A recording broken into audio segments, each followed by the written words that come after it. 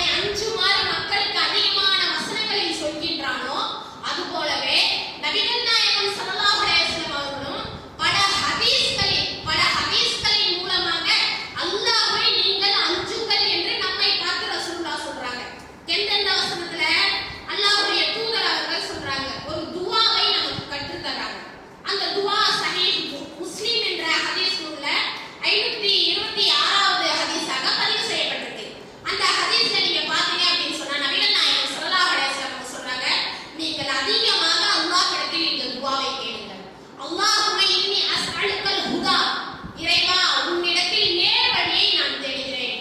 வத்துகா, இறையச்சத்தையும், வல் அஃபாஃப வல் கினா, வல் அஃபாஃப சுயமரியாதையையும், வல் கினா பொருளாதாரத்தையும் உன்னிடத்தில் நான் தேடுகிறேன். இந்த துஆவை அதிகமாக என்ன செய்யுங்க? பிரார்த்தனை செய்யுங்க. அல்லாஹ்விடத்துல நேர் வழியையும் கேளுங்கள், உங்களுக்கு இறையச்சத்தையும் நீங்கள் கேளுங்கள் என்று நபி ஸல்லல்லாஹு அலைஹி வஸல்லம் அவர்கள் அந்த துஆவை நமக்கு கற்றுத் தந்திருக்காங்க. அப்ப